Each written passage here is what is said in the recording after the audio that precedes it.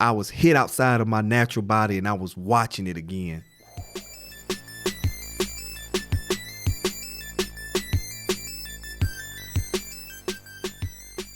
Mention, by the way, this content is for a mature audience. For mature, but that wasn't bad. Nah, that wasn't bad. But you know so what is that? You know what I'm saying? And I feel that's a form of being complacent and categorizing of what man should be. You know what I'm saying? And those emotions that young men today, like I remember one time this young man, I remember seeing him in the street, like he was mad. He was like, I can't let him see me cry. I was like, man, you better cry. Yeah, let it out, boy. you better cry. Like, you know, I done been around some men, they be like, bro, you over there crying? Yeah. Like, yeah, I'm crying. Like, let me get this out. Cause I understand it's a release. Right. The same way we have anger, the same way we laugh, the same way, hey, we can actually apply the same methodology to crying. It's like, who are you to tell me about my emotions? Why are you trying to control my emotions? Right. You can't. I got out of my face with that now. Yeah. And then you run up one day and you like, anxiety attack because you don't even know how to deal with it. Right. Now you like, what? Who are you? You don't even recognize yourself no more. Oh, man, those are real. Oh, my God. We don't talk enough about those anxiety attacks, panic attacks. Yeah. Those are real. It real. For real, for real. Like, I was to the point, bro, of depression. Yeah. Off the strength of just what a man supposed, like, what? Like, nah. And then it took me to say, I never forget, it took me to the point where I was like, yeah, you are. Mm-hmm. Like, shout out to Papa. You know what I'm saying? Like, those core skills, those core things. Like, I know my neighbor, he was like, bro, I be seeing you out there. Man, you be taking your whole tire off your truck. What you be over there doing? I be like, plugging the tire. Look at my G. He from up north. You like, my G, I'm taking that joint up there to the tire shop. I ain't out there doing that, getting my hands dirty, whatnot, bro. That ain't me. And I'm like, oh man. I was like, well, my papa said a skill for a man is he got to know how to change his own tire at least. Right. Oil. Big facts. I learned how to change my tire. I still ain't got a situation with down pat to the doggone to the oil. Oh, really? I tell you what though. Matter of fact, first person that actually showed me how to change my own tire was LA. At Winthrop? Yep. Yeah, hey, shout out to LA, boy. What up, LA? LA, that's handyman. Yeah. That dude. He stay busy. Yeah, he stay creating something, man. Yeah. What was that, freshman year? Yeah. At CRV. Yeah. I remember one night, shout out to I had a 94 Pontiac Grand Prix. We used to call it Scoop. You know what I'm saying? I used to have a bass booster in that junk. Papa had a switch in that mug. I hit that switch, a little bass booster come on. Ooh, you couldn't tell me nothing. It did not knock. But to me inside, all the knock I needed, I heard it, right? And I was like, man, Papa, my radiator gone. I was like, I bought the radiator. It's in the back seat. You'll put it on there. By the time I get off work, I could drive my car tomorrow. He was like, yeah, I'll do that. I worked second shift at doggone Cabraco. So I got off at like 11 o'clock, from 3 to 11. I got off midnight, got there about midnight because I was running my mouth. And I pulled up and he come out the house. I said, hey, you got me straight? He said, you about to get yourself straight. I said, what you mean? He like, you about to put his radiator in. I was like, man, it's midnight. I've been working all day. Like, what it is? He was like, look here. You want to learn this skill? You need to know this skill. You need to know. He was like, because I ain't always going to be in your life trying to always help you. Sure. But I'm going to stand out here. He sat there, sat in the chair, pulled it up, and take that screw out. Take that screw out. Now stop that, boy. Not the screw right there. And I'm like, well, I don't know what this is. And to this day, I changed me a radiator. But it was like that I'm gonna teach you something. Yeah. You gotta learn that, man. You gotta learn them skills. As men, we should be able to actually pass down different traits other than actually how to hold in like emotions. Right. Or how to actually, well, you know what? Because that's still actually a lost art of actually how to treat a lady, how to treat a woman. Yeah. So, but yeah, it's like we legitimately is like that is that another form of being complacent? Yeah, absolutely. Because we're so used to actually, and you know what? All right, so we got a comment that asked us to talk about a particular topic, and I don't know, but we might save it. Oh, hold on. Oh, you want to? Oh, okay. Unless you just want to dive in. It's like the conversation was, but again, it's like it ties into. It's like the being question complacent. was, why do men cheat? by our Oh sister. Lord, they said that. Yeah, They but asked it's that like the question. complacency of it's like, did you know that you were actually getting into a relationship with a cheater? What do you define as cheating? That's a It's like we touchy can go subject. so it's a very touchy subject. Like we can expound on it, but it's like at the end of the day, it's like complacency is the enemy of self-growth, of self-care. But it's like as men, it's like what kind of traits are we passing down from our generation to the next? What was passed down from the baby boomers to ours? And I honestly say, like, for me, it's like the greatest attribute or one of the greatest attributes that pops ever handed down to me was to actually be yourself and to stand in your truth. Mm-hmm. It's like him actually being a pastor and working with Department of Juvenile Justice and being involved with NAACP. It's like he went through hell and high water. Him and my mom, honestly, against the city, especially when they started supporting Reverend H.H. Singleton. When his own church turned their back on him for whatever reason, various reasons, whatever case may be.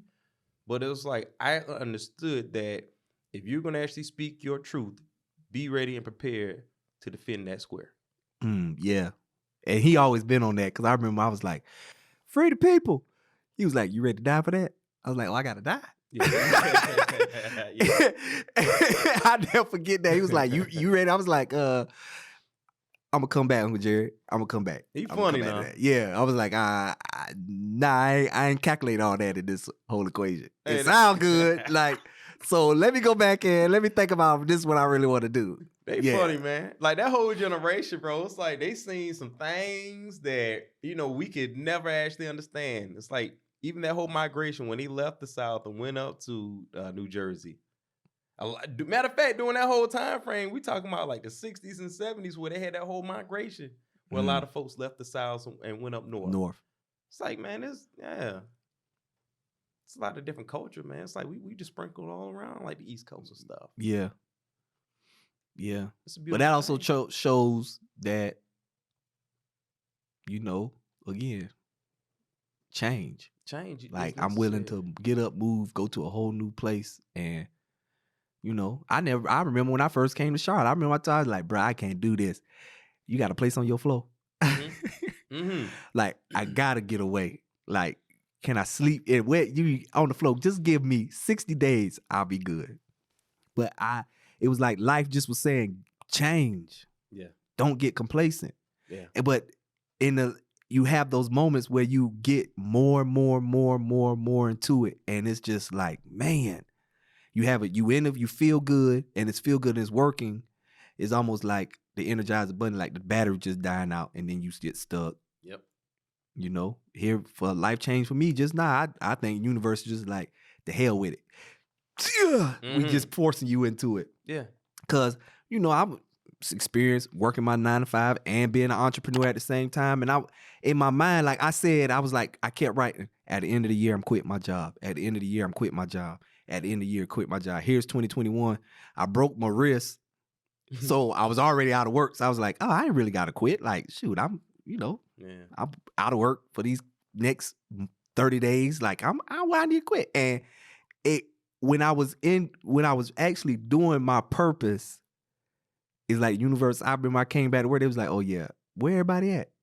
Oh, everybody got laid off. And it was like, oh, now you forced. But while I was doing my purpose, that took place. I wasn't even at work, but I was out doing my purpose.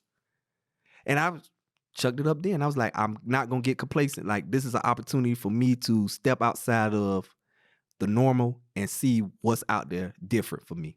Yeah. You took the leap of faith. But you put it out there in the universe and you said what you wanted to do, and it happened. It happened. That joke, it came quick. The universe is a boomerang effect. You talked about that on episode 1, bro. It's a boomerang effect. So whatever you ask, so be prepared for it. Yeah. Because like I remember at one point I asked for peace. Not I asked for peace, but yeah, I did ask for peace. I constantly ask for peace. To be honest with you, I asked for patience. Boy, I stopped asking for that. No sir, I do not, bro. I stopped asking for patience. You gonna get tested on that, you boy. Gonna get tested. God, Corinda told me that, man. I was like, ooh, you know what you right. It's a chat, man. Right, because you're gonna be tested. Yes. Heavily. Yes. Because the only way to come out of that is to test and see if you can stand the rain. Yeah. You got to take your reps. Can you stand? So when you ask for patience or you asking any kind of, attribute for yourself, it's like you better be prepared to actually handle it, because like God is going to give you your reps for it. Right. Whatever you believe in, like you're going to get that. He gonna be like, show me the receipts. Hey, you get a let me see them receipts. Let me see. them receipts. Your patience might come in the form of you just brought this brand new, or say used car itself. That used car from the time that you actually got it is giving you problems. Now you stuck with it. Now you stuck with a car payment. Yeah. It's like you never know how this thing could work out. And on the flip side of that, you lose your job. Just find out your girlfriend pregnant. You about to get evicted. It's a whole, man. It's so much. Yeah. Yeah. Be prepared for what you ask for. Because patience for me, I've learned, I'm done with that. And I had an elder not too long ago. She said, as you evolve, she's like, change the way that you pray. Because we pray for, for example, God help me with this, God help me with that. And it's like, okay, all right, help is in the form, you got to help yourself first. Right. But she was like, what if you changed the way you said it to, thank you for allowing me to have this new job that's paying me such and such and such. Thank you for the peace in my life that's bringing me da-da-da-da-da-da-da.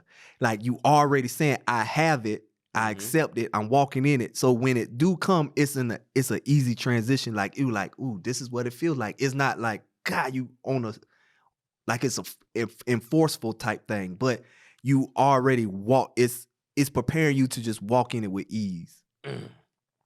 Get what I'm saying? Absolutely. So that's how I kind of changed how I do things. So it's like, okay, here it is. I'm 100% entrepreneur. Like this me all day. So my thing is, may this journey of entrepreneurship be sweet. May it be smooth, because I will be successful in this path. I will have $100,000 a year.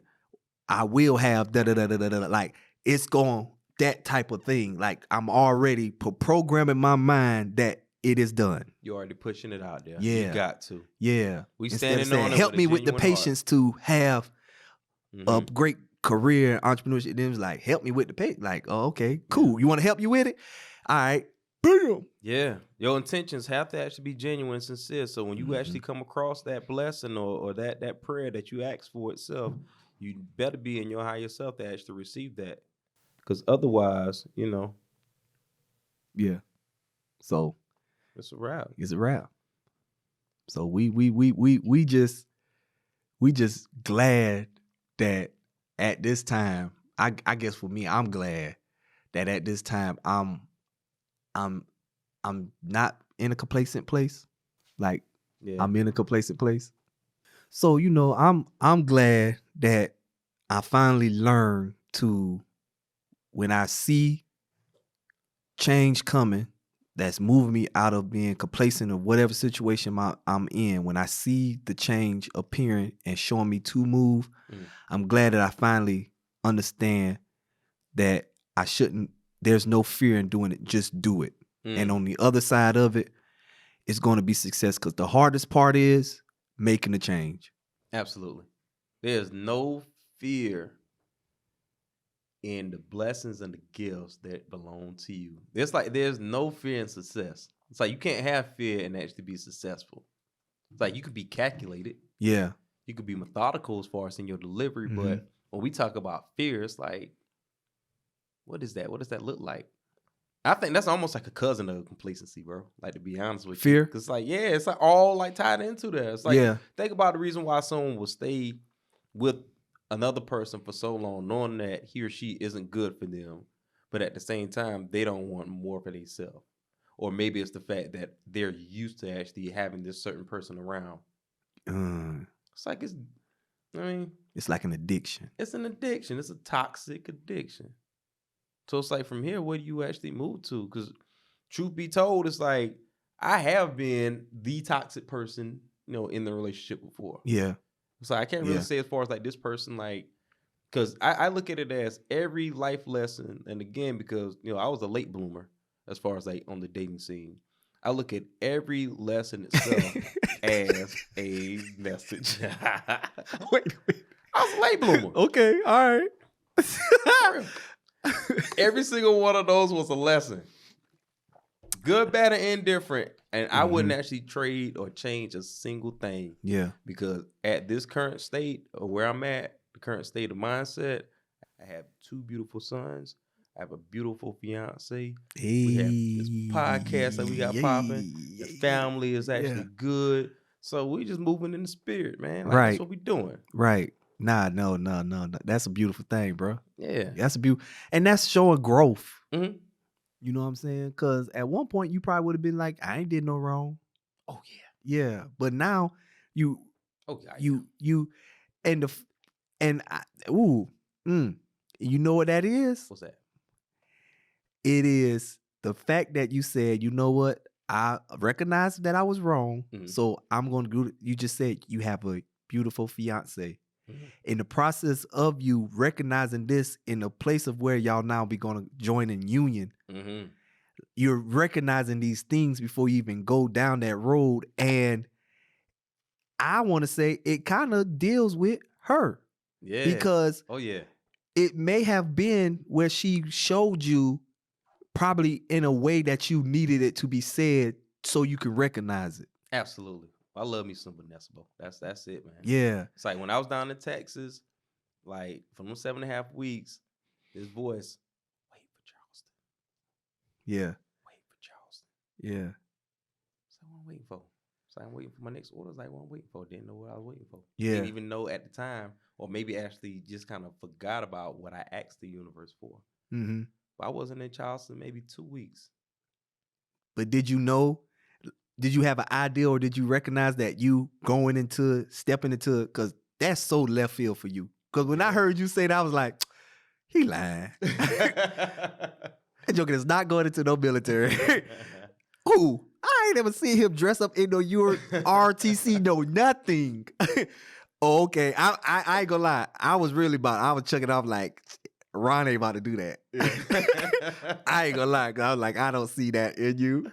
But you went in on it. Yeah. You moved on it. And I was like, okay, all right. But do you think at that time when you moved on it that it was preparing you for here now? Or you just said, it's just something got to change? Honestly, I think it's a combination of both. Because like at the end of the day, it's like I always wanted to follow into the men of my family footsteps. Like I always wanted to actually go into the service.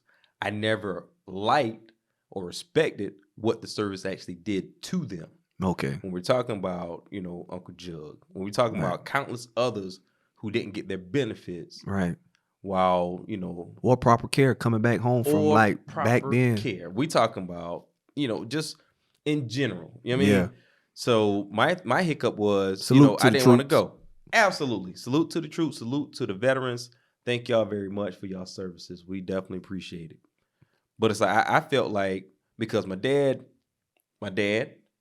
Uncle Jug, Uncle Melvin, Uncle Roy.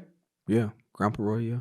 And countless others, especially out in the community, like we saw how they went off and they came back. Like I just pretty much forgot, man, Uncle Earl caught a bullet. I forgot about that. But then when we talk about Uncle Jug being dropped, Hamburger Hill at 18, dealing with what he was dealing with. And if you know anything about, Hamburger Hill at 18, and then he come back over here and you're not getting the proper care or assistance, it's like, what do you do with that? Yeah. But on the flip side of it, folks that have 90%, 100% disability, but didn't actually even serve on the fighting line, didn't serve on the line itself, or that was major for me. So my thing was like, especially my granddaddy, like when he used to talk about World War II, and he used to actually work down there in Myrtle Beach at the Air Force Base. Okay. He was in the Army. He actually worked at the Air Force Myrtle Base. Beach did have an Air Force base at one point. Yeah, I would have been down. Hey, if that was a destination, I would have been down there. That would have been lit. That would have been perfect. Yeah. But that was my main thing. It's like hearing like my granddaddy, like not really hearing or understanding the stories of what happened with Vietnam, like watching my cousin Bill go off to the Gulf War, being a black lieutenant, writing a book about it and being shunned. Yeah. He was blackballed like a mug, man. Oh man, he wrote that book. It was lights out. Yeah. But where you at now with this whole newfound reality of things, did you see it? No, not at all. Yeah.